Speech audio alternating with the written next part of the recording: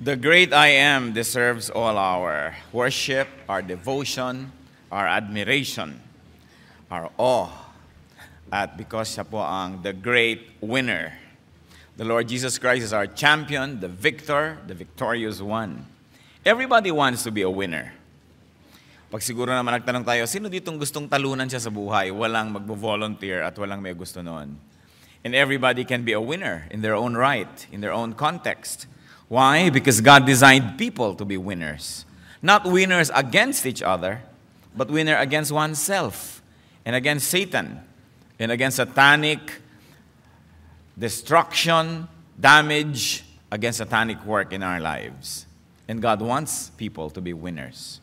In fact, sa Jeremiah 29:11, malinaw na malinaw po, "For I know the plans I have for you, declares the Lord.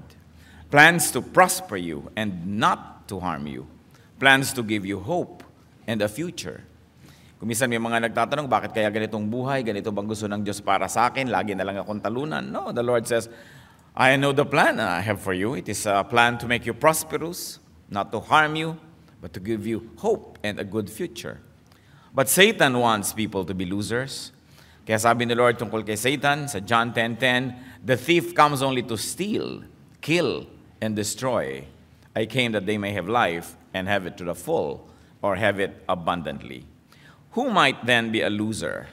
At sa discussion po natin ngayon, we like to define what we mean. A loser is a person who consciously or unconsciously allows Satan to steal what God gives him, to steal what God has given in store for him. This is a person who allows Satan to destroy what he builds or what he can still build. He allows Satan to kill him or his potentials for greatness. And it is usually through and because of his personal distorted values, point of view, behavior, and lifestyle. So may pinag-uusapan po tayo mga loser, mga tao na pumapayag kasi, na padadaya kay Satan, consciously or unconsciously cooperating with Satan in the destruction of his own life. And usually, siya po ay nasisira, hindi dahil sa iba, hindi dahil sinisira siya ng iba, kundi dahil sa kanyang baluktot na pananaw, mga pagpapahalaga, punto de vista, sa kanyang maling mga kilos, sa kanyang asal, at sa kanyang pamumuhay, ay sinisira niya at ipinapatalo niya ang kanyang sarili. Because God wants us to be victors, today we like to identify 6 marks of a loser. At gusto nating tingnan, tayo ba yung loser? Husband ba natin? Wife, children, parents?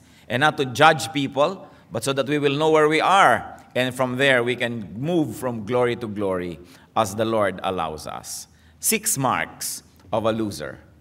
Dear God, thank you for today. Thank you, Lord, for safety. Thank you for health.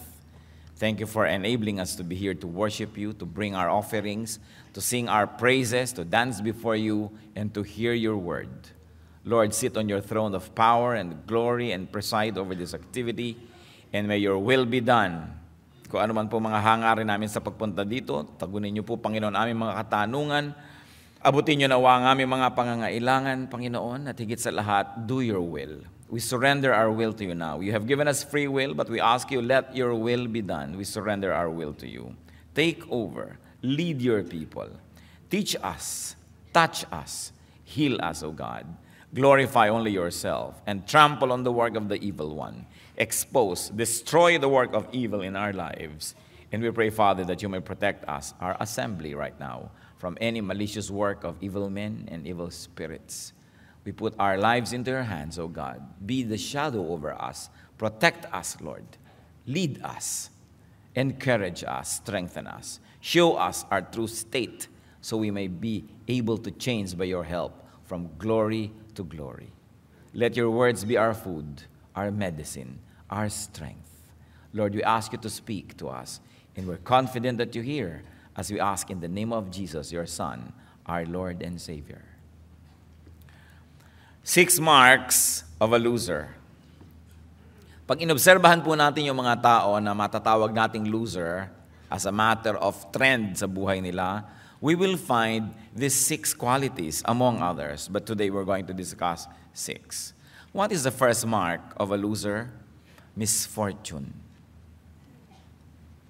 a series of misfortunes, never-ending misfortunes.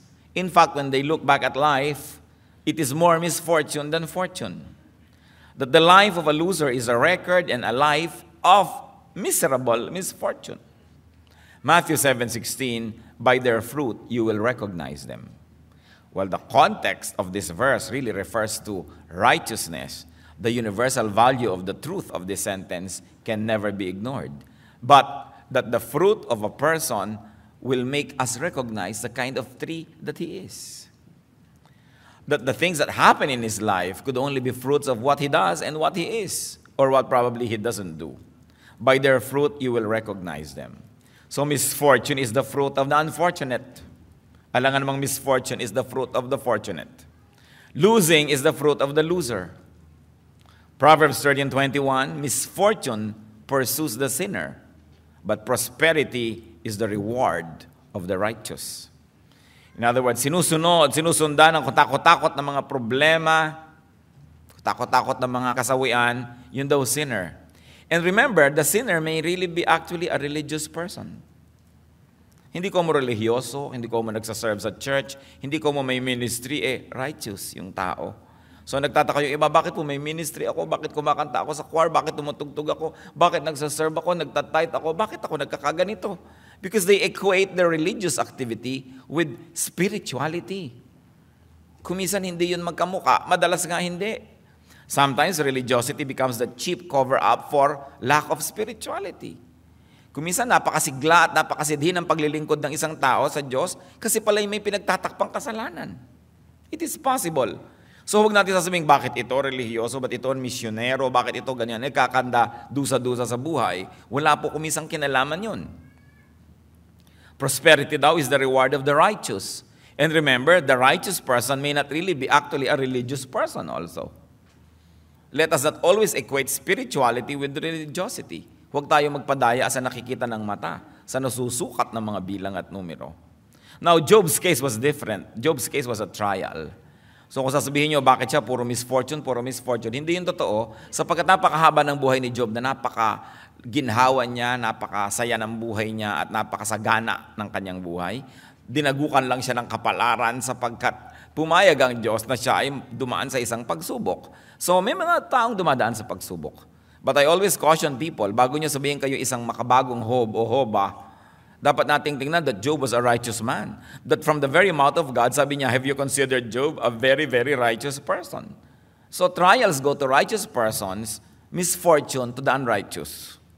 Yan ang dapat natin i-differentiate lagi. Another mark of a loser is a predominantly stormy past. Hindi naman kung nagkaroon tayo ng konting problema o a period of problems, sasabihin na natin, ay loser. But it is a life peppered with troubles and chaos. Isang buhay na tadtad, punong-puno, bat-bat ng mga gulo. Yan na isa ding palatandaan ng isang loser. Proverbs 1:16-18, pag i-describe po yung mga makasalanan, who of course are losers in heaven's eyes, for their feet rush into sin. They are swift to shed blood. How useless to spread a net in full view of all the birds. These men lie in wait for their own blood. They waylay only themselves.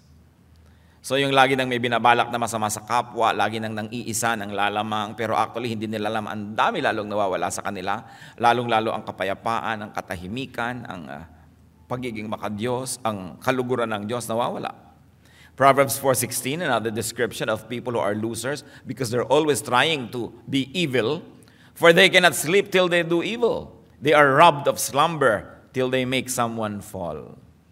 Proverbs 11:17, a kind man benefits himself, but a cruel man brings trouble on himself.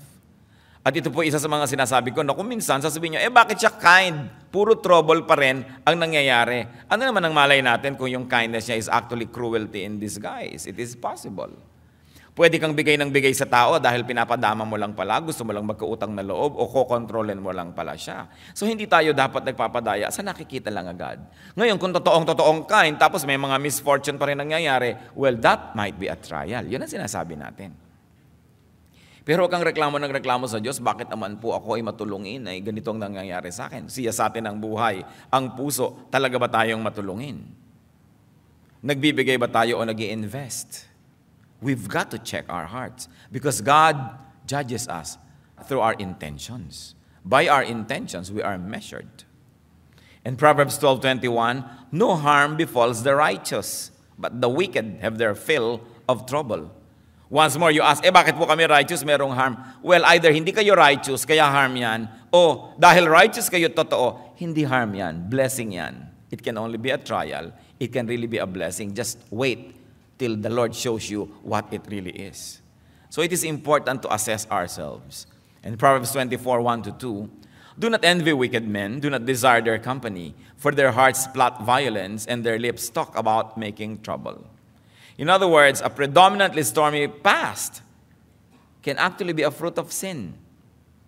And that sin can be personal or it could be corporate, meaning hindi ka actually yung nagko-commit ng sin, pero yung husband mo, yung wife mo, yung anak mo, yung mother mo, yung kapatid mo, kaibigan mong matalik, nagkakadamay-damay. Kaya nga sabi ng mga tao kay Lord, Lord, bubunutin na po ba namin yung mga damo? Huwag muna sapagkat batang-bata pa yung mga tunay na halaman, buhol-buhol ang ugat niyan sa ilalim ng lupa. Pag binunot mo yung damo, masasaktan din yung tamang halaman. Kaya antayin na muna nating tumibay yung tamang halaman bago bunutin ang damo at itapon ang damo sa apoy. So kung minsan, kahit ka mabuti, buhol-buhol ang ugat mo with the evil because you're too close with them, therefore you also suffer. That's why we have to be very, very careful about our human relations and interaction. Another mark of a loser is broken relationships. With family, with friends, with associates, with strangers. And what we're talking about here is a series, a trend of broken relationships. That it is a rule rather than the exception. Once in a while, we have broken relationships, even if we are godly. Kasi kahit naman po tayo mabuti, meron ding mga masasamang tao. Kuminsan, mabuti tayo ng konti, masama tayo ng konti. A combination of both. So, nagkakaroon tayo ng mga broken relationships. But losers look back at their life and they see nothing but broken relationships. Na kung siya ay isang social sociable person, halos lahat ng dati niyang kaibigan ay hindi na niya kaibigan ngayon. Na kung siya ay mapaglingkod sa Diyos, relihiyoso, halos lahat ng nakasama niya sa ministry, hindi na niya nakasundo at nakagalit. It is a series of broken relationships. Malachi 2:15, has not the Lord made them one, referring to a couple? In flesh and spirit they are His. And why one? Because He was seeking godly offspring. So guard yourself in your spirit and do not break faith with the wife of your youth. So isang napakalaking paalala sa mga kalalakihan, do not break faith with the wife of your youth. In other words, the wife of your youth must be the wife of your old age. It must be the same person. Hindi pa iba-iba. And also, pwede natin yang i-apply, do not break with the brother, the sister, the friend of your youth. You cannot make old friends. You can only try to make new ones. That's why old friendships are important. Pagka wala kang na-maintain na old friend, everybody has a bad thing to say about you, and you only have a bad thing to say about old friends, maybe you're a loser. Because one of the greatest wealth of life is old friendships, strong relationships. Kung broken lahat yon, you're a loser. Psalm 38:11-12, my friends and companions avoid me because of my wounds. My neighbors stay away from me. Those who seek my life set their traps. Those who would harm me talk of my ruin. All day long, they plot deception. Kung ganito ang nangyayari sa ating buhay, either it is true that the whole world is so wicked, ganging up against us, pinagtutulong-tulungan tayo ng mundo, o kaya tayo na talaga yung may problema. Kasi sa dami na nang nakalaban natin, alam nga namang ang buong mundo na yung mali, o baka naman tayo na. Ang problema po sa mga tao na losers, they don't wake up to reality that they are losers. They never realize their errors. They only realize other people's errors. Ang isang mark ng loser ganyan, laging siya ang tama, hindi siya nagsusuri sa sarili. So ganitong mga salita, pwedeng manggaling sa isang taong righteous, na talagang pinagtutulungan ng masamang mundo, pero pwede rin itong manggaling sa isang taong talagang dapat lang pagtulungan dahil isa siyang salot sa buhay.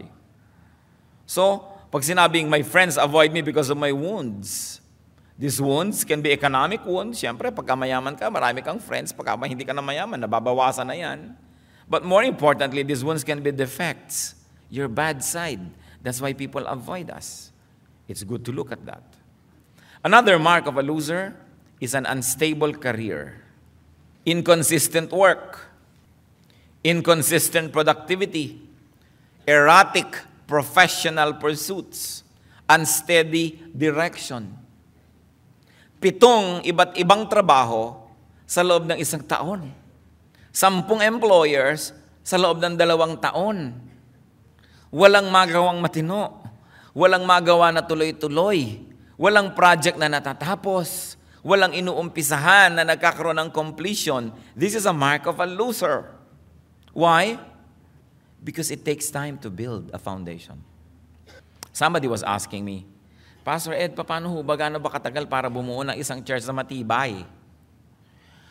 Sabi ko, 10, 15 years of solid hard work. Solid hard work where you give everything you've got, every drop of your blood, every waking moment is solid hard work, giving of yourself, receiving from the Lord, and giving to people, working with people. At least you need 10 to 15 years to make a solid church. Kahit nasa sales, you need 10 years para maging institution. Kahit sa education, kahit sa carpentry, kahit sa pag-welding at sa pag-vulcanize, kahit sa agriculture, pag paiba-iba ka, you never become a major of anything. So you never become really good at anything. So your roots cannot really go deep. Kailangan mo steady. Ano ba talagang gusto kong gawin sa buhay? Hindi yung palit-palit din ng girlfriend, ng boyfriend, yung nagpapalit ng baro. Hindi palit-palit ng relihiyon tuwing may bagong na-attenda na seminar. Kailangan ang tao magtagal sa isang bagay para niya maunawa ng lubos. Kailangan stable. Kaya bago ka magko-commit, lalo sa religion o sa tao o sa relationship, nag-aaral kang mabuti. But the moment you commit, panindigan mo ang iyong commitment, hindi bigay bawi. Sapagkat walang mararating ang buhay na bigay bawi, urong sulong, atras abante. You've got to be stable. James 1, 5-8, if any one of you lacks wisdom, he should ask God, who gives generously to all without finding fault, and it will be given him. But when he asks, he must believe and not doubt, because he who doubts is like a wave of the sea, blown and tossed by the wind. That man should not think he will receive anything from the Lord. He is a double-minded man, unstable in all he does. Kung ito po ay totoo sa faith, totoo din ito sa career. When you do not really strongly believe in what you are into, you will not be able to give your best. So why get involved in something you do not believe in?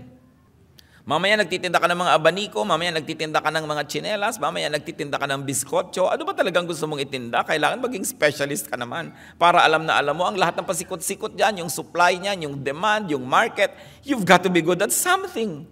But when you keep changing course, kung nagbabiyahe man po kayo, matapos ang 5 kilometers, ay lumiko tayo sa kaliwa. After 3 kilometers, ay balik tayo. Tapos ay kanan, ay kaliwa. Buong buhay ka na nagbabiyahe, wala ka pa narating. It is important to choose and then to pursue a certain direction. An unstable career is a mark of a loser. Another mark of a loser is vexing presence. They brighten up a room simply by living it. Ganyan yung mga losers. Pag present na sila, there is discomfort, there is disturbance, there's tension or confusion, there is agitation. These are the losers because people avoid them. May mga tao, pagkakausap mo, gusto mong takasan. Meron kayong gano'ng kilala? Ayaw mo na matrap ka in the same elevator as this person, lalo na pag nakasabay mo siya sa isang biyahe, nakatabi mo sa bus.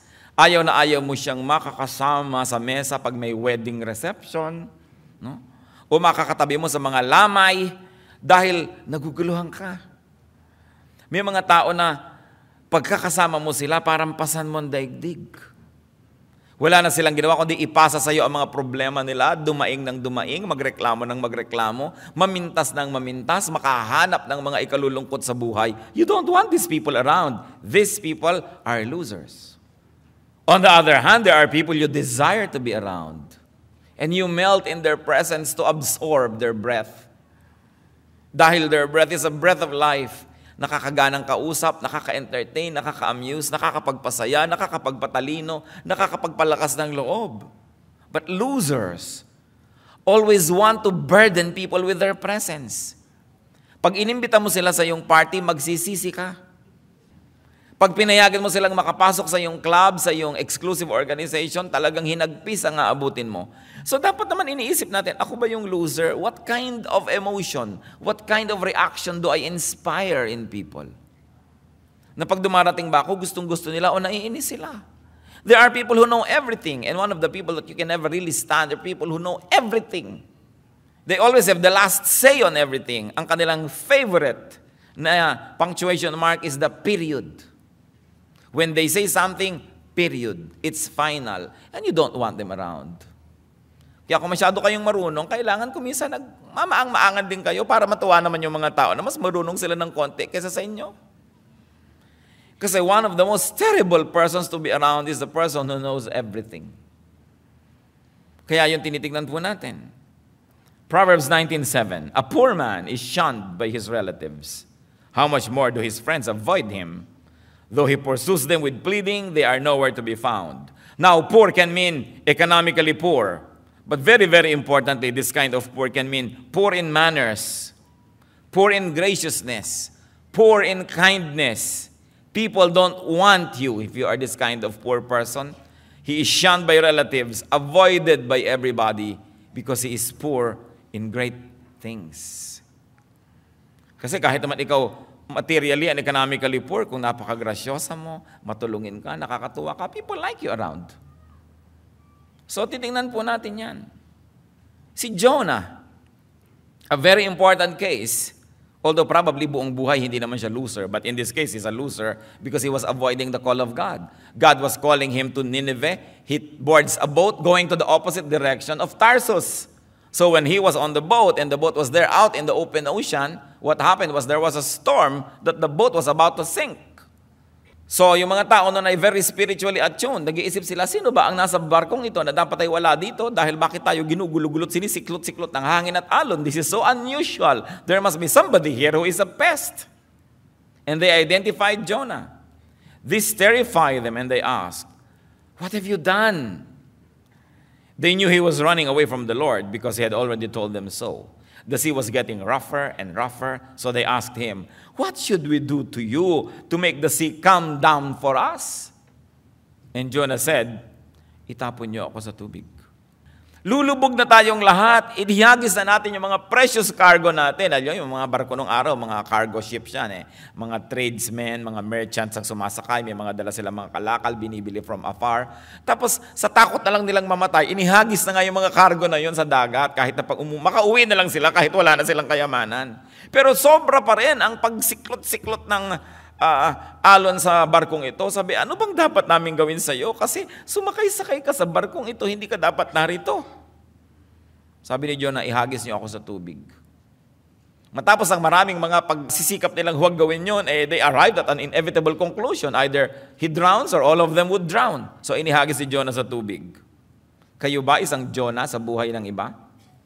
Mula nung sumakay kayo sa barko nila, nagka-peste-peste na ang buhay nila? O kayo ba may kasamang Jonah? Alam nyo yung mga, kuminsan naawa kasi ako sa babaeng ito. No? Bakit? Nakakapitong asawa na 5 abortion. No? Nakakalimang arso na to nang nagawa sa buhay. 3 na ang pinatay, hinulog sa kanal, binarilitong-lito na siya, naaawa ako O ngayon, anong gagawin mo? Pakakasalan ko siya. Ha? Jonah yan. Nakita mo na ganyan ang trend ng buhay niya. Sino ka, a knight in a shining armor na biglang maiiba ang lahat dahil pumasok ka sa kanyang buhay? Well, meron naman kumisan talaga na dahil tinulungan mo, natulungan, hindi naman siya masyadong grabe. Pero titingnan ninyo, baka pattern Kasi kung pattern, wala siya sa tamang lugar. Hindi ang inyong relasyon sa kanya ang magliligtas, kundi dapat ilagay siya sa tamang lugar para umayos ang kanyang buhay. Marami po tayong alam na ganyan, nasangkot sa buhay ng iba. Kawawa naman yung kumari ko kasi ganito, kasi ganyan, so papautangin ko muna, hanggang yung alahas ko, ibinigay ko muna, hanggang lahat na, hindi na muna mag-aaral si Junjun na, ibigay ko na kay kumari ang pampaaral. Dahil kahit anong ibigay mo doon, mauubos din dahil may mga tao na parang balding butas, kahit gaano karaming tubig ang ilagay mo, paglingon mo, ubos uli. Dapat marunong tayo. Baka loser yung ina-associatean mo na yan. So sabi natin, Christian tayo, anong gagawin natin sa kanila? Mamaya-maya na natin yan pag-usapan. Another mark of a loser is chronic discontentment. Itong taong loser, lahat ng tao kinakainggitan. There is always envy in his or her life. No? Ecclesiastes 4:4, and I saw that all labor and all achievement spring from man's envy of his neighbor. Inggit. Ang mga loser, mga inggitero, inggitera.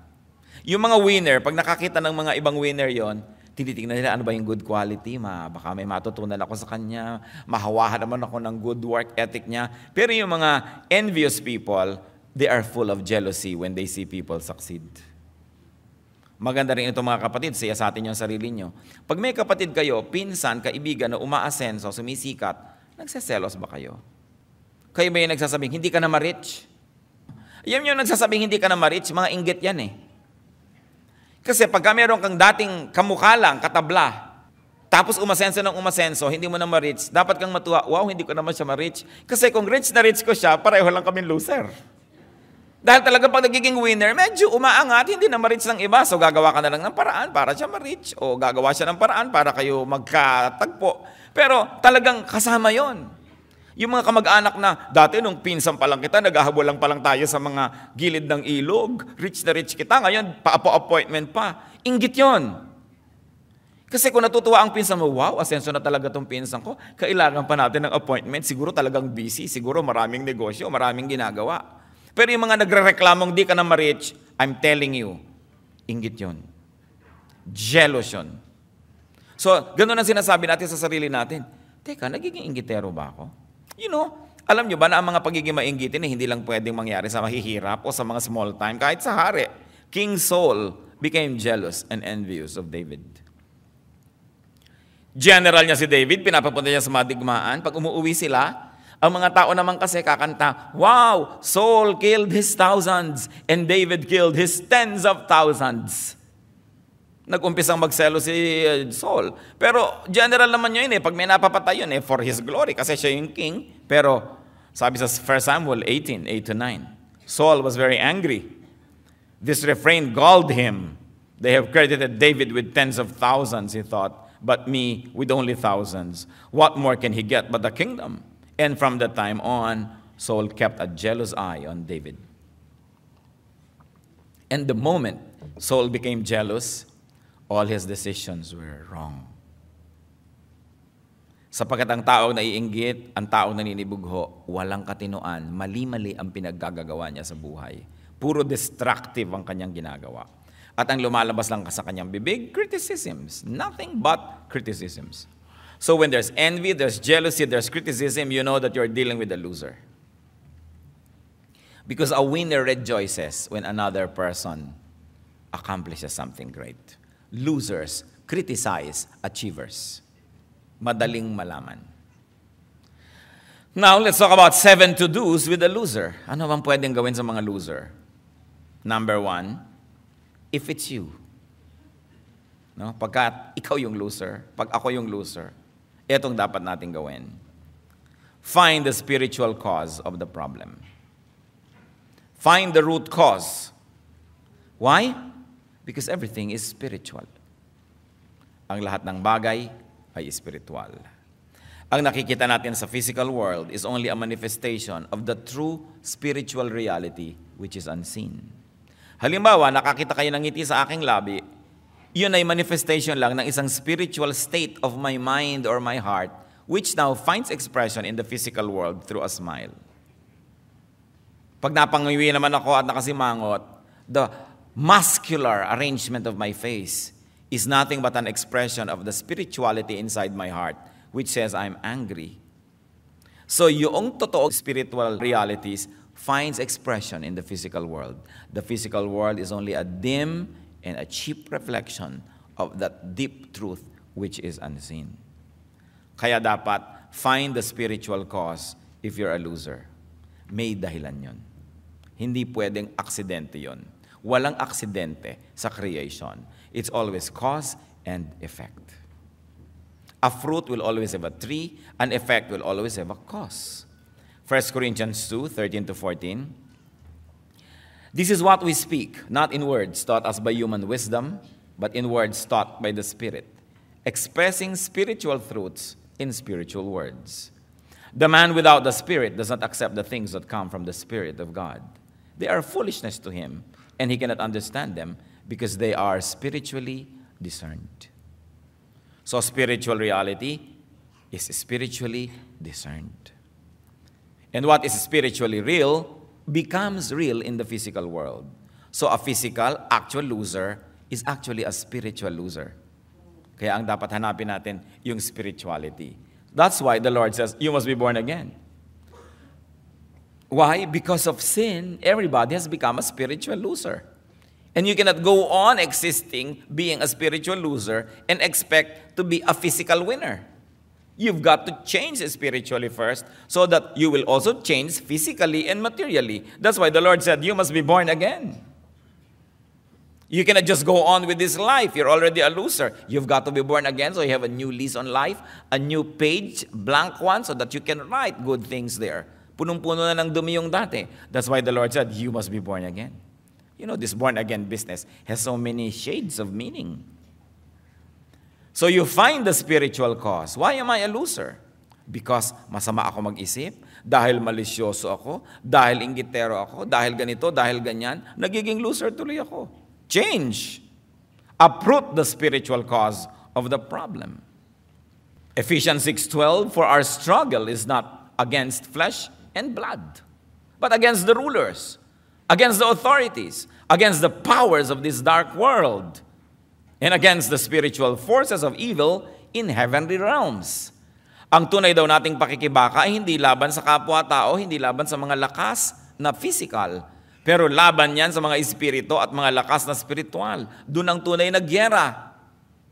Hindi ko pwedeng gyerahin physically, halimbawa ang isang napakasungit na tao, nasusungitan ko rin siya, o ikakadena ko siya kasi pag nakawala yon, mas masungit yon. Hindi yon ang gyera. Ang gagawin ko, pupunta ako sa spiritual world through my spirit and my spirituality at lalabanan ko yung spirito niya o yung spiritong nagpapaganon sa kanya. Kasi pag nanalo na ako sa spiritual level, susunod yung physical. Pero kung puro physical lang, hindi mangyayari na manalo yung sa spiritual level. Halimbawa, lagi ka nalang obsessed with sex.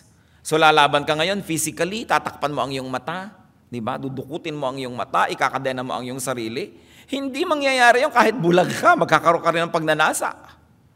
Kaya ang kailangan, umakyat ka sa spiritual world, bunutin mo yung mga spiritual problems, which is really sinfulness, a sinful nature, and a sinful tendency, which can only be cured by the blood of the Lord, by the forgiveness that we get through the cross of Christ, and through the grace of God, and by understanding God's word, and living by its principles, until we become a spiritual, we develop spiritual habits that will now change our actual lifestyles.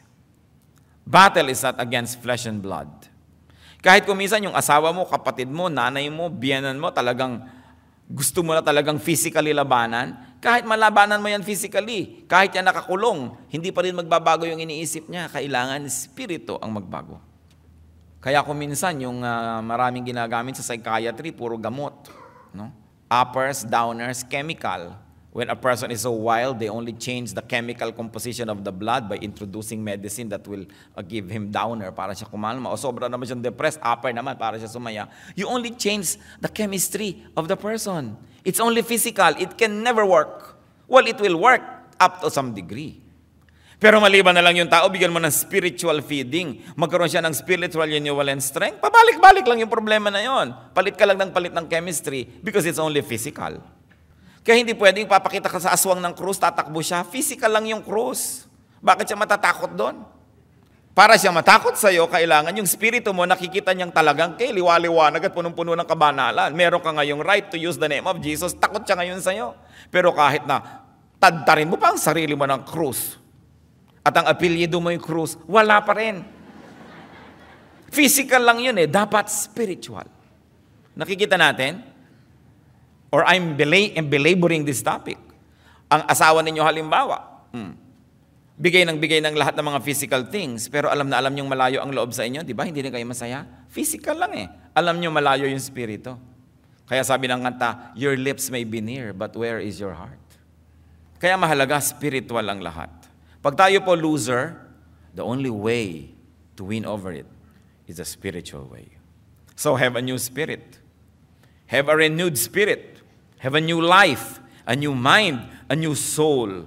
Psalm 51:10, create in me a pure heart, O God, and renew a steadfast spirit within me.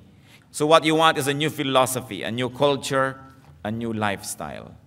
Kaya ang sabi sa Romans 12:1-2, therefore, I urge you, brothers, in view of God's mercy, to offer your bodies as living sacrifices, holy and pleasing to God. This is your spiritual act of worship. Do not conform any longer to the pattern of this world, but be transformed by the renewing of your mind. Then you will be able to test and approve what God's will is, His good, pleasing, and perfect will. So, nakikita po natin that it is really a change of the spirit that will happen. What else do we do if we think we are losers? Avoid people who share your weaknesses. Loser ka na pala, huwag ka na makibarkada sa kapwa loser. Palalalain nyo lang ang isa't isa. Once I was talking with a doctor who specializes in sexually transmitted disease. And a husband went astray and caught some sexually transmitted disease. So anong nangyari? Pati wife niya nagkaroon. Siyempre, iuwi niya sa wife niya ang sakit. Pagkatapos, kaharap ako nang ini-interview ng doktor nito ang husband and wife. This doctor has a peculiar way of dealing with his patients. He likes to embarrass them. So nandiyan ako, sabi ko, I would like to step out. No, please stay, please stay. Kakaunselan niya yung mag-asawa. Sabi niya dun sa wife, Madam, you've got to be more hygienic. Because of your lack of hygiene, you caught some infection and you infected your husband. Yung babae ngayon, di siya pang guilty. Nung matapos ngayon na lumabas, sabi ko, bakit yung babaeng sinisisi mo, doktor? Alam naman natin yung lalaki may problema. Sabi, pagka ganun, marirepair pa yung relationship nila. Pero pag sinabi ko sa babaeng ito na nakuha ng asawa niya yung sa iba't dinala sa kanya, naku, sira na sila forever. Sabi ko, well, medyo questionable ang ethics nyo tungkol dyan. Pero, sabi niya, but clinically, we will do something about this. But what we're saying is, pinupuwersa niya kasi ang wife na dali ng husband pag tinitreat niya ang husband. Dahil kahit itreat mo yung husband, nailipat na sa wife. So, ililipat ulit sa husband, pabalik-balik. In other words, kung pareho kayo may infection, kailangan pareho kayo ma-cure. At hindi kayo dapat magkaroon ng liaisons. Hindi kayo dapat magkaroon ng relasyon. So, if you're a loser, don't make a close contact with another loser because you will keep on reinfecting each other. So, mahilig pa naman ang mga tao sa ganyan. Sabi nga ng kasabihan, birds of a feather flock together. So, losers like to be around losers. But that is not the way. You will only infect and reinfect each other. Sabi sa Matthew 15:14, if a blind man leads a blind man, both will fall into a pit. So, kung nag-enjoy ka man nakasama, yung mga kapwa mo loser, dahil pareho kayo ng pananaw, pero tiisin mo na. You've got to have a change of company, a change of heart, a change of lifestyle, so you will change in your heart and in your mind. Now, yan ang pinag-usapan natin kung tayo yung loser. What if it's someone else? What if the loser is someone else? Maybe a close relative, maybe a partner in life. Avoid being infected by him or her through constant exposure. Pag nakita mo, loser itong taong to, when you deal with that person, it must only be out of charity, not out of enjoyment. Kailangan avoid the person. Kailangan may distance. Kung ganito yung attitude niya, at ayoko nang ulitin pa lahat yung pinag-usapan natin na attitude ng mga loser, iwasan ang ganitong mga tao. Psalm 1:1, blessed is the man who does not walk in the counsel of the wicked, or stand in the way of sinners, or sit in the seat of mockers. So alam mo na pareho kayo ng kapintasan at kahinaan, huwag ka nang makibarkada pa because you will keep reinfecting each other. Or you will keep on giving and giving and giving, and the other person will keep on receiving and receiving and receiving till you run out. And when you run out, the other person runs out, it will not work. Maghihiwalay din kayo 7 years from now, huwag nyo na lang simulan. Kasi nagkakaubusan lang kayo. A good relationship is, I recharge you dahil lobat ka, you recharge me dahil lobat ako. Hindi yung, tuwing makakasama kita, nalolobat ako. Ubos ang energy ko, ang sigla ko, dahil nakausap kita. Hindi magandang relationship yon. When you deal with this kind of people, and we Christians should, out of charity. Pero distansya, amigo. Kasi hihigupin ka niya. Lululunin ka niya, ihuhulog ka niya sa imburnal na pinagkalagyan niya. Kaya dapat hinahagis-hagisan mo lang siya ng mga tulong, hindi mo inilulubog yung buong katawan mo at ulo mo dun sa kanya dahil hihigupin ka niya. What else do you do? Avoid being pulled down by him or her through close association, through involvement, and through identification. Hindi dapat makipagmabutihan, lalong hindi dapat makisangkot, at lalong hindi dapat makiisa sa ganitong mga cases. 1 Corinthians 15:33, do not be misled. Bad company corrupts good character. So kung bad yung kanyang company, yung kanyang influence, yung kanyang ugali, distance. Mahahawa ka. Proverbs 1:10 and 15, my son, if sinners entice you, do not give in to them. My son, do not go along with them. Do not set foot on their paths. So what do? We minister unto enlightenment. We minister to these people unto enlightenment, but we do not intertwine our lives with them. Ephesians 1:18, I pray also that the eyes of your heart may be enlightened, in order that you may know the hope to which He has called you, the riches of His glorious inheritance in the saints. So we minister to such people unto their enlightenment, unto their renewal. They must be renewed, they must be born again, and unto a new life. Because it is possible to have a new life. In the book of Romans, the writer tells people about their past. Romans 6:21, what benefit did you reap at the time from the things you are now ashamed of? Those things result in death. So sinasabi niya ngayon, kinakahiyan niya na yung dati yung nagawang mga kabaliwan. So ibig sabihin, people were delivered. They now have a new life, a new lifestyle. It is possible for that to happen. But avoid being drawn into their circle. Kasi para yung uli-uli, hihigupin ka niya patungo sa ilalim ng dagat. Losers are not victims of outside forces. Let's not be dramatic and romantic. Because all of us have to contend with the same forces. Lahat ng tao, iisang araw ang umaaraw sa kanila, iisang buwan ang buwan nating lahat. Iisang planeta ang kinakalagyan natin. We all have to contend with the same things. Iba-iba lang ng timing, iba-iba lang ng shape, iba-iba lang ng intensity, but we all have to contend with such things. Losers are not victims of outside forces. Losers are products of their own attitudes. They are products of their own disposition. So losers are to be helped, but remember, church, from a distance. Ang Diyos nga, Psalm 138 verse 6, though the Lord is on high, He looks upon the lowly, but the proud He knows from afar. So may distance din ang Diyos. Proud ka, I will know you only from afar. I will not get near to you. Kaya nga di ba tayo, pagka hindi godly, lumalayo ang blessing ng Diyos? Siya nga lumalayo eh. At ang Panginoong Jesus, nung ipapako sa krus, bakit niya sinabi, Father, Father, why have you forsaken me?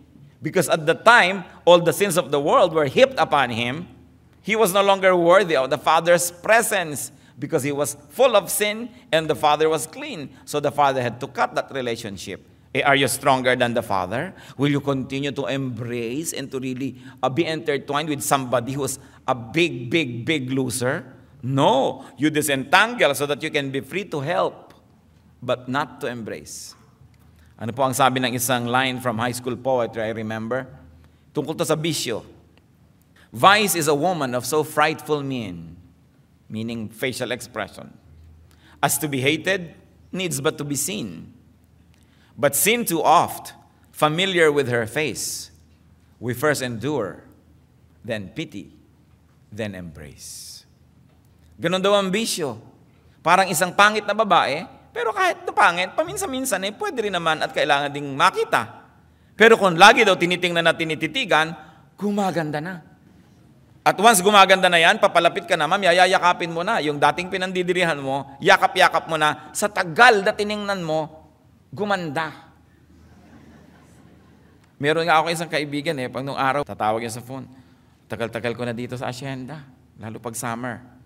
Anong matagal? How do you quantify? Gumaganda na ang mga maid. Sabi ko, ikaw naman, napaka-elitista naman ang concept mo sa beauty. No? Talagang marami namang magandang maid. Sabi, hindi, pagdating ko dito, di ako nagagandahan Pero nagagandahan ako, it's time to go back to Manila. Yun ang sinasabi. Ibig sabihin, yung pag nasanay ka kasi, gumaganda. So, ganun din yung bisyo, di ba? Yung una, maninigarilyo ka pa, ubu-ubo ka pa. Mamaya, pag nasanay ka na, inuubo ka pag wala. Yung mga pasugal-sugal, ayaw mo niya, pero pag nasanay ka, gusto mo na. Ganun din yung magkaroon ng mga masasamang relasyon. So, dapat hindi nakikipagmabutihan. So ang sinasabi natin, be helpful, be supportive of losers, but don't get intertwined. Because sometimes the very attraction of the losers is that they are losers. They make you feel like a hero, a knight in a shining armor that will snatch them from hell. But many people don't want to be snatched because it is their very nature. So what will happen to you? You get entangled. So, it is important to be very, very careful. And with God's enablement, losers are to help themselves. But first, we've got to identify ourselves. Tayo po ba'y loser? Dapat meron tayong tamang assessment of ourselves. Romans 12:3, for by the grace given me, I say that to every one of you, do not think of yourself more highly than you ought, but rather think of yourself with sober judgment, in accordance with the measure of faith God has given you. So identify yourself and identify people around you so you will know how to behave. And then don't forget that there's victory in Jesus. Whether you are the one assessed to be and found to be the loser or someone else, there's always hope. 1 Corinthians 15:57. But thanks be to God, He gives us the victory through our Lord Jesus Christ. So do not deny being a loser if you are. But do not just accept being a loser. And do not think and act and live like a loser, especially if you are in Christ. Hindi bagay. Ang mga anak ng Diyos, sabi sa 1 Peter 2:9, you are a chosen people, a royal priesthood, a holy nation, a people belonging to God, that you may declare the praises of Him who called you out of darkness into His marvelous light. Such is the great identity of God's people. And 1 Corinthians 2:9, however it is written, no eye has seen, no ear has heard, no mind has conceived what God has prepared for those who love Him. So napakahalaga na if we love God, if we are in God, hindi tayo papayag na loser tayo. Victory is not against other people, remember. Victory is against our own weaknesses. Victory is against the work of Satan trying to destroy us all the time. And we can be victors in the name of Christ. Dear God, thank you for reminding us about the identity of the loser. Tingnan niyo po kami, Panginoon, kung kami po ay nagko-qualify na matawag na loser. And if we are losers, you are our champion. You are victorious. You can empower us. Humihingi kami, Panginoon, ng malinaw na pag-iisip at nawa itong pag-aaral na ito ay isang paalala para siya sa atin, suriin, sukatin namin sarili at nang malaman namin kung saan kami nakatayo. Ganon din naman ang pagsukat namin sa aming kapwa, Panginoon. Turuan niyo po kaming maging matulungin sa mga losers, mahabagin, subalit, to help from a stable and strong distance, so that we may continue to be strong to help. Hindi yung napuluputan na kami ng baging, pati kami ngayon ay nabihag na at nangangailangan na rin ng tulong. Give us wisdom, O God, to help, na parang mga doktor na tumutulong sa mga may sakit, subalit pinipilit din nila na huwag din silang ma-infect. Meron silang paraan na ginagamit upang di sila mahawahan ang sakit ng mga inaalagaan nilang pasyente. Nawa itong wisdom na ibigay mo sa amin, na kung nag-aalaga kami ng mga kawawa, ng mga talunan, ay hindi kami sobrang ma-involved to the point na nasisira ang aming reason at kami, Panginoon, hindi na nagiging tagatulong, nagiging partner na nila. Tulungan niyo po kami. And if there's anyone here, O Lord, who may really be considered a big loser, Lord, we're praying that this person's life will turn around as this person accepts you as Savior and Lord. As this person becomes serious with his or her relationship with you, may you empower so that the life will turn around. Hindi mo gusto kami mga talunan, hindi mo gusto kami mga bigo. Patuloy mo kaming tulungan na makita kung sino kami at nasa ganun, Panginoon, ang tagumpay nyo ay maging tagumpay namin. Brothers and sisters, in a moment of silence, let's be alone with God. Patuloy tayo mag-assess ng sarili natin. Baka mamaya hindi naman tayo completely losers, pero merong parts of us, our behavior that really belong with the losers, alisin natin yan. Tanggalin natin, isawaksin natin, at ang Panginoon ay narito para bigyan tayo ng kapangyarihan. Huwag kayong maging loser. At kung sa tingin nyo, madami na kayo naging losses, don't give up. Because the Lord is our hope. Just continue to change in our hearts, in our minds, in the way we think, that we may be transformed spiritually. Then all our physical lives and material lives will also turn around. At kung tayo naman strong and spiritual and we are winners, be more compassionate, be kinder. Tingnan natin kung paano pa tayo makakatulong sa iba. Be alone with the Lord and let the Spirit tell us exactly who and what we are, and let's seek the healing power, the empowerment of the Lord.